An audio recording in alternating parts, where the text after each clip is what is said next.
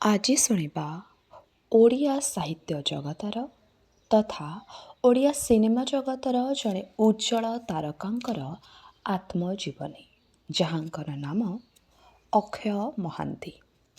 ତାଙ୍କ ଆତ୍ମଜୀବନୀର ନାମ ହେଉଛି ଆର୍ଯ୍ୟ ଦାସର ଆତ୍ମଲିପି। ମୁଁ ଆର୍ଯ୍ୟ ଦାସ, ଧୀରଚିତ୍ତ, ସ୍ଥିରମତି, ପଞ୍ଚଭୂତ ଆତ୍ମା ହୃଦୟ କମଳ ଦୋରସ୍ତିରେ ଥାଇ ଆଜି ମୋ ଇତିହାସ ଲେଖି ଯାଉଛି ନିଜ ମନକୁ ବୁଝାଇବାକୁ। ମୋ ମନ ବଡ଼ ଅବୁଝା। ମୁଁ ଦୁନିଆରେ ଏତେ ଲୋକଙ୍କୁ ବୁଝିଛି ଓ ବୁଝିପାରୁଛି। ଆଶା କରେ ଆଗାମୀ ଦିନମାନଙ୍କରେ ମଧ୍ୟ ବୁଝିପାରିବି। କିନ୍ତୁ କେଜାଣି କାହିଁକି ମୁଁ ମୋ ମନକୁ ନା ବୁଝିପାରିଲି ନା ବୁଝିପାରିଲି। ଏ ଅବୁଝା ଗୁଣ ମୋର ପିଲାଦିନରୁ। କେତେବେଳେ କଣ୍ଢେଇ ପାଇଁ ଅବୁଝା ହେବା, କେତେବେଳେ କେଉଁଠିକୁ ବୁଲିଯିବା ପାଇଁ ଅବୁଝା ହେବା, ଏ ତ ସବୁ ସାଧାରଣ ଘଟଣା ଥିଲା। କିନ୍ତୁ ତା ଅପେକ୍ଷା ମୋର ବୟସ ଅନୁପାତରେ ଅନେକ ବିଷୟ ପାଇଁ ଅବୁଝା ହେଉଥିଲି। ସେସବୁ ଘଟଣା ଆଗପଛ ହୋଇ ମୋର ଧୀରେ ଧୀରେ ମନେ ପଡ଼ିଯିବ ଓ ତାକୁ ମୁଁ ଲିପିବଦ୍ଧ କରିଯିବି ବୋଲି ଆଶା କରୁଛି। ପ୍ରତିଦିନ ସକାଳ ହୁଏ, ସୂର୍ଯ୍ୟ ଉଦୟ ହୁଅନ୍ତି। ସୂର୍ଯ୍ୟ ଯେଉଁ 12 ଘଣ୍ଟା ଆକାଶରେ ରହିବା କଥା ସେ ନିଶ୍ଚୟ ରହିବେ। କିନ୍ତୁ ଦିନେ ସକାଳୁ ମେଘ ଘୋଡ଼େଇ ଆସେ। ଯଦିଓ ସୂର୍ଯ୍ୟଠାରୁ ମେଘ ଶକ୍ତିଶାଳୀ ନୁହେଁ, ତଥାପି କେତୋଟି ମୁହୂର୍ତ୍ତ ପାଇଁ ସେ ସୂର୍ଯ୍ୟ ରଶ୍ମିକୁ ଧୂସର କରିଦିଏ। ସୂର୍ଯ୍ୟ ଏଥିରେ ଅଭିମାନ କରନ୍ତି ନାହିଁ ଏକଥା ତ କାହାକୁ ଜଣା ନାହିଁ। କିନ୍ତୁ ମୁଁ ଯଦି ସୂର୍ଯ୍ୟ ହୋଇଥାନ୍ତି ତେବେ ନିଶ୍ଚୟ ଅଭିମାନ କରିଥାନ୍ତି ଓ ଅବୁଝା ବି ହୋଇଥାନ୍ତି। ମୁଁ କହିଥାନ୍ତି, କାହିଁକି ମୋର ପରିଚୟକୁ ଏପରି ଘୋଡ଼ାଇ ଦିଆଯାଉଛି? ମୋର ନିଜସ୍ୱ ଆଲୋକରେ ମୁଁ ପ୍ରତିଭାତ ହେବାକୁ ଯାଉଥିଲା ବେଳେ ଏ ବାହାରର ମେଘ ଗୁଡ଼ାକ କାହିଁକି ମୋର ପ୍ରତିବନ୍ଧକ ହୋଇଉଠୁଛି? ଏମିତି ମୋ ଜୀବନରେ କେବଳ ପ୍ରତିବନ୍ଧକ ଭିତରୁ ଦେଇ ମୁଁ ଗତି କରି ଆସୁଛି। କେବେ ପ୍ରତିବାଦ କରିନି। ମନକୁ ଅବୁଝା କହି ନିଜକୁ ବୁଝେଇ ଦେଇଛି। ପିଲାଦିନରୁ ଆରମ୍ଭ କରେ। ସେତେବେଳେ କଟକ ସହର ଥିଲା ଛୋଟ ଏକ ସହର। ଆଉ ଏତେ ଲୋକ ନଥିଲେ ଏଠି। ରାସ୍ତା ଦୁଇ କଡ଼ରେ ଅସଂଖ୍ୟ ଗଛ ଥିଲା। ଏତେ ବେଶୀ କୋଠାବାଡ଼ି ନଥିଲା। ବଜାର ବି କହିଲେ ଦୁଇଟା, ଚୌଧୁରୀ ବଜାର ଓ ବାଲୁ ବଜାର। ବାକି ଯେତେ ବଜାର ବା ସାହି ଥିଲା ସେତେ ଲୋକରାନ୍ୟ ନଥିଲା। ତଥାପି କଟକ ଥିଲା ଓଡ଼ିଶାର ରାଜଧାନୀ ଆଉ ସବୁଠୁ ବଡ଼ ସହର। ଲୋକେ ଗ୍ରାମାଞ୍ଚଳରୁ ବୁଲିବାକୁ ଆସୁଥିଲେ କଟକ ସହରକୁ ଦେଖିବାକୁ, ଫୁର୍ତ୍ତି କରିବାକୁ। ଏଇଆ କହି କହି କଟକ ନଗର ଧବଳ ଟଗର। ସେତେବେଳେ କଟକର ଅଧିକାଂଶ ରାସ୍ତାରେ ବିଜୁଳି ବତୀ ନଥିଲା। ମ୍ୟୁନିସିପାଲିଟି ପକ୍ଷରୁ କିରୋସିନ ବତୀ ବ୍ୟବସ୍ଥା ହେଉଥିଲା। ବଡ଼ ବଡ଼ ରାସ୍ତାରେ ଯେଉଁ ବିଜୁଳି ବତୀ ଥିଲା ତାହା ପୂର୍ଣ୍ଣମୀର 4 ଦିନ ଆଗରୁ ଲିଭି ଯାଉଥିଲା ଓ ଜ୍ୟୋତ୍ସ୍ନା ରାତିକୁ ଖୁବ୍ ଉପଭୋଗ କରି ହେଉଥିଲା। କିନ୍ତୁ ମୁଁ ସେଇ ଜ୍ୟୋତ୍ସ୍ନାକୁ ଉପଭୋଗ କରିପାରୁନଥିଲି। ମୋତେ ସେତେବେଳେ 4 ବର୍ଷ ବୟସ। ସେ ବୟସର କଥା ମୋର ଅଳ୍ପ ମନେ ଅଛି। ମୋତେ ସେତେବେଳେ ଟାଇଫଏଡ଼୍ ଜ୍ୱର ହୋଇଥାଏ। ମୁଁ ପ୍ରାୟ ଶଯ୍ୟାଶାୟୀ। ବାହାରେ ଭଉଣୀମାନେ ବସି ଜହ୍ନ ଆଲୁଅରେ ମଜାଗପ କରନ୍ତି। ଘର ଭିତରେ ମୁଁ ଖଟ ଉପରେ ପଡ଼ିଥାଏ। ପୂର୍ଣ୍ଣମୀ ଜହ୍ନଟା କେମିତି ଲାଗେ ଦେଖିବାକୁ ତା ମୁଁ ଜାଣିନଥିଲି। ଦିନେ ମୁଁ ଘର ଭିତରୁ ବାହାରକୁ ଚାଲି ଆସିଲି। ଅଗଣାରେ କେହି ନଥିଲେ। ବାପା, ବୋଉ ଓ ଭଉଣୀମାନେ କୌଣସି ଅତିଥି ସେବାରେ ଥିଲେ। ତେଣୁ ମୋର ଅଗଣାକୁ ଆସିବା କଥା କେହି ଜାଣିପାରିଲେ ନାହିଁ। ଜହ୍ନକୁ ଅନେଇ ବସିଥିବା ଭିତରେ ମୋର ମନେ ପଡ଼ିଗଲା ଆମ ଦାଣ୍ଡ ଘରେ ଗୋଟେ ସୁନ୍ଦର ଚିତ୍ର ଟଙ୍ଗା ହୋଇଥିଲା ଫ୍ରେମ୍ ହୋଇ। ସେଥିରେ କୋମଳ ସମୁଦ୍ର ଓ ଜହ୍ନ। ସେ 4 ବର୍ଷ ବୟସରେ ମୁଁ ମୋ ଅଗଣାରେ ବସି ଭାବିଲି ଯେ ହୁଏତ ଚନ୍ଦ୍ରଟା ସମୁଦ୍ର ଭିତରେ ଆହୁରି ସୁନ୍ଦର ଦେଖାଯିବ। ସେତେବେଳେ ବାପାଙ୍କ ପାଖକୁ ବହୁ କିସମର ଲୋକ ଦେଖା କରିବାକୁ ଆସୁଥିଲେ। ସେମାନଙ୍କ ଭିତରେ ଜଣେ ନେଭି ଅଫିସର ଥିଲେ ଓ ଦେଶ ବିଦେଶର କଥା କହୁଥିଲେ। ଦେଶ ଓ ବିଦେଶ ପ୍ରଭେଦ କ'ଣ ମୁଁ ଜାଣିନଥିଲି। ଶୁଣିଥିଲି ତାଙ୍କ କଥା ଓ ସେଇ ଦିନରୁ ମୋର ଗୋଟେ ଖିଆଲ ହେଲା ଯେ ମୁଁ ଜାହାଜର କପ୍ତାନ ହେବି। ଏ ଆଶା ମୁଁ 4 ବର୍ଷ ବୟସରେ ବୋଉକୁ କହିଥିଲି। କିନ୍ତୁ ସମସ୍ତେ ମୋ ମୁହଁ ବନ୍ଦ କରିଦେଲେ। କାରଣ ମୋ ଜାତକରେ କାଳେ ଏକ ଅଶୁଭ ଲକ୍ଷଣ ଅଛି। ମୁଁ ପାଣିରେ ବୁଡ଼ି ମରିପାରେ। ଯେହେତୁ ମୋତେ କେବେ ହେଲେ ନଈକୁ ପୋଖରୀରେ ଗାଧୋଇବାକୁ ଛଡ଼ାଯାଉନଥିଲା, ସେଥିପାଇଁ ମୋର ନଦୀ ପ୍ରତି ଅସୀମ ଦୁର୍ବଳତା ବଢ଼ିଗଲା। ପିଲାଦିନେ ମୋତେ ନଦୀ କୂଳକୁ ଯିବାକୁ ଆଦେଶ ନଥିଲା। ମୁଁ କେବଳ ଆମ ଘର ଆଗ ପଡ଼ିଆରେ ଖେଳିବି ଓ ପୁଣି ଘର ଭିତରକୁ ଫେରିଆସି ଚୁପଚାପ ହୋଇ ବସିବି।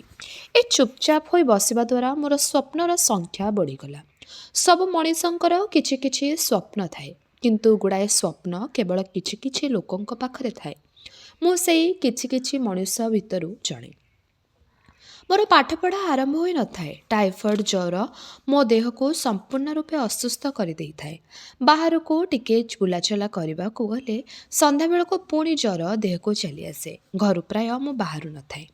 ସେ ହେତୁ ଘରେ କ'ଣ ଘଟୁଛି ସେସବୁକୁ ଲକ୍ଷ୍ୟ କରିବାକୁ ମୋତେ ଯଥେଷ୍ଟ ସମୟ ମିଳୁଥାଏ। ଯେଉଁ ବୟସରେ କିଛି ମନେ ନ ରହିବା କଥା, ସେଇ ବୟସର କଥା ମୋର ଅଳ୍ପ ବହୁତ ମନେ ଅଛି।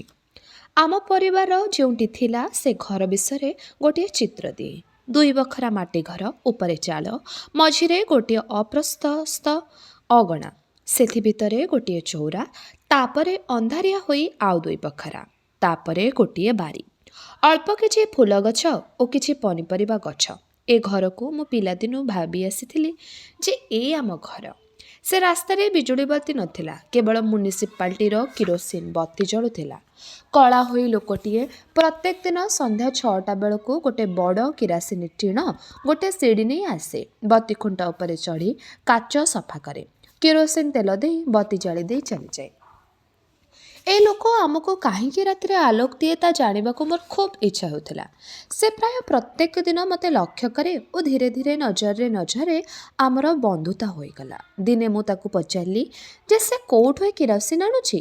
ଉତ୍ତରରେ ସେ କହିଲା ଯେ ସେ ଏସବୁ ଅଫିସରୁ ଆଣେ ଆଉ ସେଥିପାଇଁ ଦରମା ପାଏ। ଦରମା ପୁଣି କ'ଣ? ଲୋକ କାମ କଲେ ତାଙ୍କୁ ତେବେ ଦରମା ମିଳେ? ସେ ମୋତେ କିଛି ଦିନ ପରେ ସାନବାବୁ ବୋଲି ଡାକିବାକୁ ଆରମ୍ଭ କଲା। ମୋତେ ସେତେବେଳେ କେହି ବାବୁ ଡାକି ନଥିଲେ, ତେଣୁ ପ୍ରଥମେ ମୋ ସାନବାବୁ ସମ୍ବୋଧନ ଶୁଣି ଖୁସି ହୋଇଯାଇଥିଲି। ବାପାଙ୍କୁ ସମସ୍ତେ ବାବୁ, ବଡ଼ ବାପୁ ବୋଲି ଡାକୁଥିଲେ, ମୋତେ କେବଳ ମୋ ନାଁ ଧରି ଡାକୁଥିଲେ। ତେଣୁ ଜଣେ ବାବୁ ହେବା ପାଇଁ ପିପାସା ମୋର ପିଲାଦିନୁ ଜାଗ୍ରତ ହୋଇଥିଲା ଓ ପିଲାଦିନ ସାନବାବୁ ଶୁଣି ମୋତେ ଲାଗିଲା ମୁଁ ବହୁତ ଉପରକୁ ଉଠିଗଲି। ଧୀରେ ଧୀରେ ତା ସହିତ ମୋର ବନ୍ଧୁତା ଗଢ଼ି ଉଠିଲା। ସେ ବେଳେବେଳେ ମୋତେ ପଚାରେ ଯେ ଆମ ଘରେ କିରୋସିନ ଅଛି କି ନାହିଁ। ଯଦି ନଥାଏ ତେବେ ସେ ଯେକୌଣସି ଲଣ୍ଠନରେ କିରୋସିନ ଭରିଦେଇ ଯିବ। ମୁଁ ଦିନେ ହେଲେ ତାଙ୍କଠୁ କିରୋସିନ ମାଗେନା। ଆମ ଘରେ କିରୋସିନ ନଥାଉ ପଛେ ମୁଁ ଗୋଟେ ରାସ୍ତାର ବତୀବାଲା ପାଖରୁ କିରୋସିନ ଆଣିବା ସେଇଟା ମୋ ଇଜ୍ଜତକୁ ଆଞ୍ଚ ଆଣୁଥିଲା। ସନ୍ଧ୍ୟା ହେଲେ ଘରେ ଲଣ୍ଠନ ସବୁ ଜଳି ଉଠେ। ଆଲୋକ ଯଥେଷ୍ଟ ନୁହେଁ। ସେ ଆଲୋକରେ ମୋ ଭଉଣୀମାନେ ପାଠ ପଢ଼ୁଥାନ୍ତି।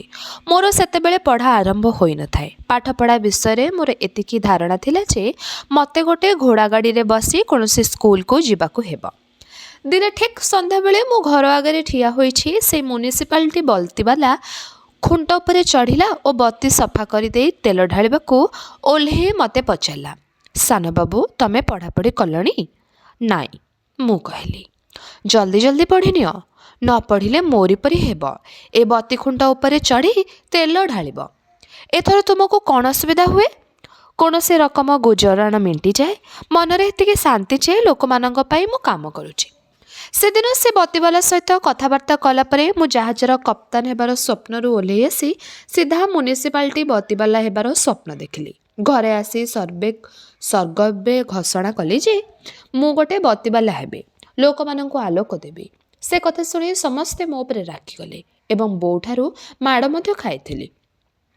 ସେ ଅଳ୍ପ ବୟସରେ ମୁଁ ବିଦ୍ରୋହୀ ହେଲି। ଯଦି କହିଥାନ୍ତି ଯେ ବଡ଼ ହୋଇ ମୁଁ ଚୋର କି ଡାକୁ ହେବି, ତେବେ ବୋଧହୁଏ ସେତିକି ମାଡ଼ ଖାଇଥାନ୍ତି।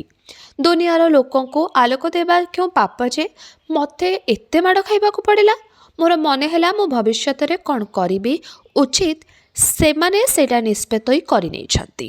ମୁଁ ମନେ ମନେ ଠିକ୍ କଲି ଯେ ଏଣିକି ମୋର କୌଣସି ଆଶାକୁ ପରିବାରର ଲୋକଙ୍କ ଆଗରେ ପ୍ରକାଶ କରିବି ନାହିଁ। ପାଠପଢ଼ାରେ ମୋର ବିଶେଷ ଆଗ୍ରହ ନଥିଲା।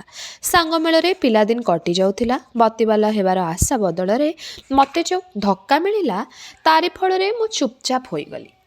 କାହା ସହିତ ମୋର କଥାବାର୍ତ୍ତା ହୁଏ ନା।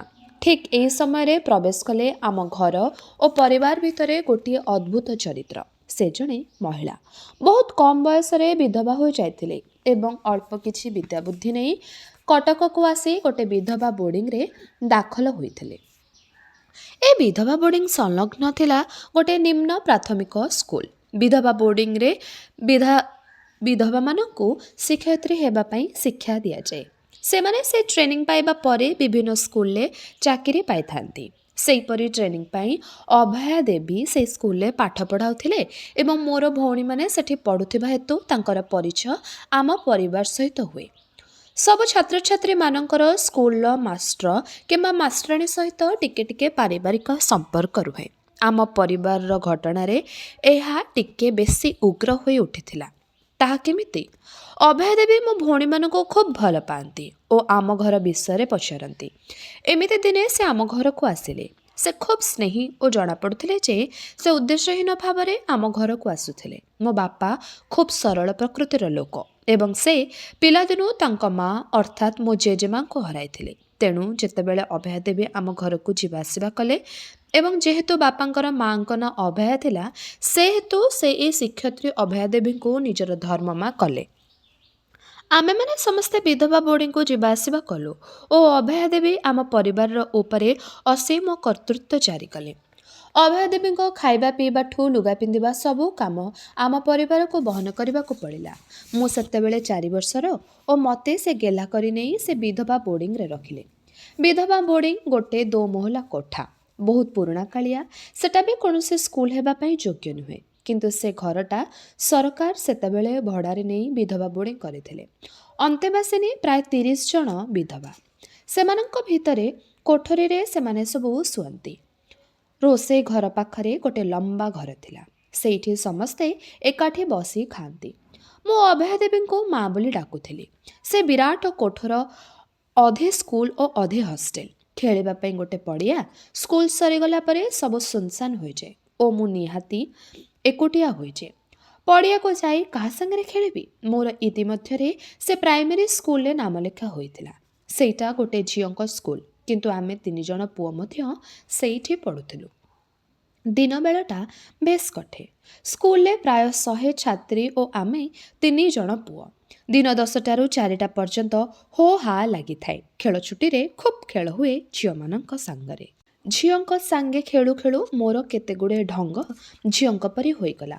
ଲାଜ କରିବା, ଅଭିମାନ କରିବା, ରୁଷିବା, ଏସବୁ ଢଙ୍ଗ ମୋର ପ୍ରାୟ ଝିଅଙ୍କ ପରି ଥିଲା। ସେଠି କେବଳ 2ଟି ଶ୍ରେଣୀ ପର୍ଯ୍ୟନ୍ତ ପୁଅମାନେ ପଢ଼ିପାରିବେ। ତାପରେ ତାଙ୍କୁ ପୁଅ ସ୍କୁଲରେ ଚାଲିଯିବାକୁ ହେବ। ଦିନ ସାରା ବେଶ ଲାଗିଲେ ବି ଅବସ୍ଥା ମୋର ଶୋଚନୀୟ ହୋଇଯାଏ ସ୍କୁଲ ଛୁଟି ପରେ ଓ ସ୍କୁଲ ଖୋଲିବା ଆଗରୁ। ମୋ ସହିତ ଖେଳିବାକୁ କେହି ନାହାନ୍ତି। ମୁଁ କେବଳ ଏକା ଏକା ଖେଳେ। ଧୂଳିଘର ନିଜେ ନିଜେ ହିଁ କରେ। ବିଧବା ବୋର୍ଡ଼ିଂରେ ରହିଯାଇ ମୁଁ ପରିବାରଠାରୁ ସମ୍ପୂର୍ଣ୍ଣ ଦୂରରେ। ବାପା ବୋଉଙ୍କ ସହିତ କେତେବେଳେ କେତେବେଳେ ଦେଖା ହୁଏ। ତା ବି ଅଭୟା ଦେବୀଙ୍କ ସହିତ ଯାଏ।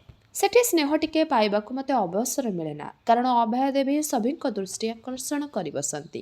ତାଙ୍କର କ'ଣ ଅଭାବ ଅସୁବିଧା ସେ ବିଷୟରେ ବାପା ବୋଉ ଆଲୋଚନା କରୁ କରୁ ମୋତେ କୋଳକୁ ନେବାକୁ ଭୁଲି ଯାଆନ୍ତି।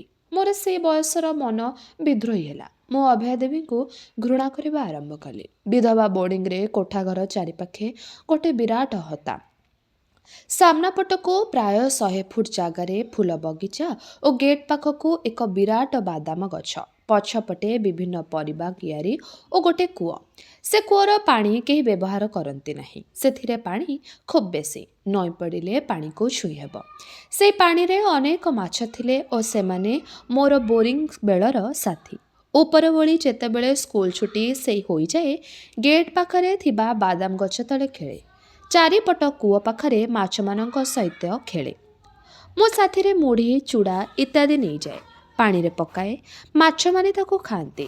କ୍ରମେ କ୍ରମେ ସେମାନେ ଜାଣିଗଲେ ମୋତେ ଓ କେତେବେଳେ ଏ ଖାଦ୍ୟ ଆସିବ ଅନୁମାନ କରିପାରିଲେ। ମୁଁ ଯାଇ ସେ ଗଛ ମୂଳେ, କୂଅ ମୂଳେ ଛିଡ଼ା ହେବା ମାତ୍ରେ ସେମାନେ ଛାଟିପିଟି ହୋଇ ଉପରକୁ ଉଠନ୍ତି। ସେମାନେ ମୋ ଆଡ଼କୁ ଅନାଇ ପହରନ୍ତି। ଏମିତିକି କୂଅର କେଉଁ ଦିଗକୁ ମୁଁ ଯିବି ସେ ଦିଗକୁ ମଧ୍ୟ ସେମାନେ ଚାଲି ଆସନ୍ତି। ମାଛମାନଙ୍କୁ ଏମିତି ଖେଳାଇବା ଭିତରେ ମୋର ସେ ବୟସର ଇଚ୍ଛା ହେଲା, ଯଦି ସାରା ପୃଥିବୀ ଗୋଟେ କୂଅ ହୁଅନ୍ତା ଏବଂ ମଣିଷମାନେ ମାଛ ପରି ସେ କୂଅରେ ପହରନ୍ତେ, ତେବେ ମୋତେ ସେମାନଙ୍କୁ ଖେଳାଇବାକୁ ଖୁବ୍ ମଜା ଲାଗନ୍ତା। କିନ୍ତୁ ସେଇ କଥା ଚିନ୍ତା କଲା ପରେ ମୋ ମନ ଭାଙ୍ଗିଯାଏ। ମୁଁ ତ କିଛି ନୁହେଁ। ମୁଁ ନିହାତି ଏକାକୀ। ମୋ ସହିତ ଖେଳିବାକୁ କେହି ନାହାନ୍ତି। ମୁଁ ସେମିତି ଭଲ ପାଠ ମଧ୍ୟ ପଢ଼ୁନାହିଁ। ତେବେ ମୁଁ ଜୀବନରେ କ'ଣ କରିବି? ମୁଁ ଯାହା କିଛି ହେବାକୁ ଚାହୁଁଛି ତାକୁ ମୋ ପରିବାର ହସରେ ଉଡ଼େଇ ଦେଉଛନ୍ତି। ଜାହାଜର କପ୍ତାନ ହେବାକୁ ଚାହିଁଲି, ସମସ୍ତେ ହସିଲେ, କାରଣ ମୋ ଉଚ୍ଚତା ବହୁତ କମ୍ ଏବଂ ମୋ ଦେହ ରୋଗାକ୍ରାନ୍ତ। ରାସ୍ତାର ବତିବାଲା ହେବାକୁ ଚାହିଁଲି ତ ସମସ୍ତେ କହିଲେ ଯେ ସେଇଟା ବାଜ୍ୟ ଲୋକଙ୍କ କାମ। ଆଉ ଆଜି ମଣିଷମାନଙ୍କୁ ମାଛ ପରି ଖେଳାଇବାକୁ ଚାହିଁଲେ ହୁଏତ ସମସ୍ତେ ହସିବେ। ତେଣୁ ମୋର ଏଇ ନୂତନ ଆକାଂକ୍ଷାକୁ କାହାକୁ ନ ଜଣେଇ ଚୁପ୍ ରହିଲି। କିନ୍ତୁ ମୁଁ ତ କଥା ଲୁଚେଇ ପାରେନି। ମୋ ସାଙ୍ଗେ ଡେସ୍କ ପାଖେ ଯେଉଁ ଝିଅ ବସୁଥିଲା ତା ନାଁ ଅଞ୍ଜୁ। ଖୁବ୍ ମିଠା ଚେହେରା ତା'ର। ମୁଁ ଯେମିତି କମ୍ କଥା କହେ ସେ ସେମିତି ବେଶୀ କଥା କହେ। କେଜାଣି କାହିଁକି ଆମ ଦୁଇଜଣ ଖୁବ୍ ସାଙ୍ଗ ହୋଇଗଲୁ। ସେ ମୋ ପାଇଁ ଘରୁ ଆଚାର ନେଇ ଆସୁଥିଲା ଓ ଆମେ ଦୁହେଁ ସ୍କୁଲରେ ଏକା ସାଙ୍ଗେ ଖେଳୁଥିଲୁ। ଖେଳ ଛୁଟି ବେଳେ ମୁଁ ତାକୁ ସଦାବେଳେ ବେଳେ ନେଇଯାଏ ସେଇ କୂଅ ପାଖକୁ। ସେ ବି କୂଅରେ ପହଁରୁଥିବା ମାଛମାନଙ୍କୁ ଦେଖି ଖୁବ୍ ବେଶୀ ଖୁସି ହୁଏ। ଦିନେ ତାକୁ ପଚାରିଲି, ଅଞ୍ଜୁ, ଏ ପୃଥିବୀରେ କେତେ ଲୋକ ଅଛନ୍ତି? କେଜାଣି, ମୁଁ ଜାଣିନି। ସେ ଲକ୍ଷେ କି କୋଟିଏ କହିପାରିଲାନି, କାରଣ ସେ ସଂଖ୍ୟା ସବୁ ଆମ ଜ୍ଞାନରେ ବାହାରିଥିଲା। ଅଞ୍ଜୁ, ଯଦି ସବୁ ଲୋକଙ୍କୁ ଏମିତି ମାଛ କରି ଏ କୂଅରେ ପହଁରିବାକୁ ଛାଡ଼ି ଦିଆଯାଇଥାନ୍ତା ଆଉ ମୁଁ ସେମାନଙ୍କ ପାଖକୁ ମୁଢ଼ି କି ଚୂଡ଼ା ପକାଇ ପାରନ୍ତି, କେମିତି ହୁଅନ୍ତା? ସେ କିଛି ବୁଝିପାରିଲାନି। ମୋ ମୁହଁକୁ ବଲ ବଲ କରି ଅନେଇ ରହିଲା। ତାପରେ ଖେଳ ଛୁଟି ଶେଷ ହେଲା ପରେ ସେ ଆମର ସମସ୍ତ କଥୋପକଥନ ଆମ କ୍ଲାସ୍ର ମାଷ୍ଟରାଣୀ, ଯାହାଙ୍କୁ ଆମେ ଦିଦି ବୋଲି ଡାକୁଥିଲୁ, ତାଙ୍କୁ ଯାଇ କହିଲା। ଦିଦି ବି କିଛି ବୁଝିପାରିଲେନି। ମୋତେ କେବଳ ଗାଳି ଦେଲେ, ଏଇଥିପାଇଁ ଯେ ମୁଁ କୂଅ ପାଖକୁ କାହିଁକି ଯାଇଥିଲି। ସେ ଗାଳି ଖାଇବା ପରେ ବି ମୋର ସେଇ କୂଅମୂଳକୁ ଯିବା ବନ୍ଦ ନାହିଁ। ଯେତେବେଳେ ସୁଯୋଗ ମିଳେ ମୁଁ ସେଠିକି ଯାଏ। ମାଛମାନଙ୍କୁ ମୁଢ଼ି ଦିଏ। ପୁଣି କେତେବେଳେ ଛୋଟ ଛୋଟ ଟେକା ପକାଇ ସେମାନଙ୍କୁ ଡରାଏ। କେହି ଜାଣିପାରନ୍ତି ନାହିଁ। 10ଟାରୁ 4ଟା ସ୍କୁଲ ବେଳରେ ସବୁ ଦିଦିମାନେ ପାଠ ପଢ଼ାପଢ଼ିରେ ବ୍ୟସ୍ତ ଥାନ୍ତି। ସ୍କୁଲ ଛୁଟି ପରେ ସେମାନେ ଗୋଟିଏ ହଲ୍ରେ ବସି ଜଳଖିଆ ଖାଆନ୍ତି। ଜଳଖିଆ ପରେ ସମସ୍ତେ ବସି ଗପସପ କରନ୍ତି। ଏ ସମୟଟା ମୋର ନିଃସଙ୍ଗ ମୁହୂର୍ତ୍ତ। ମୁଁ ଏକା ଏକା ବାଦାମ ଗଛ ତଳେ ଧୂଳି ଘର କରି ଖେଳେ। ନହେଲେ କୂଅ ପାଖକୁ ଯାଇ ମାଛମାନଙ୍କୁ ଖାଇବାକୁ ଦିଏ। ସେ ସ୍କୁଲ ଆଗକୁ ଖଣ୍ଡେ ଛୋଟ ପଡ଼ିଆ ଥାଏ। ସେଠିକି ଅନେକ ଗାଈ ଘାସ ଚରିବାକୁ ଆସନ୍ତି। ସ୍କୁଲ ଛୁଟି ପରେ ମୁଁ ସେମାନଙ୍କୁ ଅନେଇ ରହେ। ବଡ଼ ନିର୍ବୋଧ ପ୍ରାଣୀ। ତାଙ୍କ ଦୃଷ୍ଟିରୁ ମୁଁ କିଛି ବୁଝିପାରେନି। ଏକଥା ନିଶ୍ଚିନ୍ତ ଯେ ସେମାନେ ସ୍ୱାଧୀନ ଭାବରେ ଘାସ ଖାଉଛନ୍ତି ଏବଂ କୂଅର ମାଛ ପରି ଭୋକିଲା ନୁହନ୍ତି। ତେଣୁ ତାଙ୍କୁ କୌଣସି ରକମର ଖାଦ୍ୟ ଦେବାର ଆବଶ୍ୟକତା ନାହିଁ। ଦିନେ ମୁଁ କେତେଟା ପଇସା ନେଇ ପୁରୀ ତରକାରୀ କିଣି ଖାଉଥିଲି। ଗୋଟେ ପୁରୀ ଖାଇସାରିଲା ପରେ ମୋ ପେଟ ପୁରିଗଲା। ଆଉ ଗୋଟେ ପୁରୀକୁ କ'ଣ କରିବି ବୋଲି ଭାବୁଛି ଗାଈଟିଏ ଆସି ମୁହଁ ବଢ଼େଇଲା। ମୁଁ ଦେଇଦେଲି। ଆଉ ସେଇଦିନୁ ସ୍କୁଲ ଫାଟକ ପାଖରେ ଗାଈଙ୍କର ଭିଡ଼। ସେ ଅଳ୍ପ ବୟସରେ ଅନୁଭବ କଲି ପ୍ରକୃତରେ କେତେ ଭୋକିଲା ଏ ଦୁନିଆ। ତେବେ ଏହିଠାରେ ଶେଷ ହେଲା ଅକ୍ଷୟ ମହାନ୍ତିଙ୍କର ଆତ୍ମଲିପି ଆର୍ଯ୍ୟଦାସର ଆତ୍ମଲିପି। ଆଗାମୀ ଅଧ୍ୟାୟରେ ଏହି ଆତ୍ମଜୀବନୀଟିର ଦ୍ୱିତୀୟ ଭାଗକୁ ଆମେ ଶୁଣିବା। ରହିଲି, ନମସ୍କାର।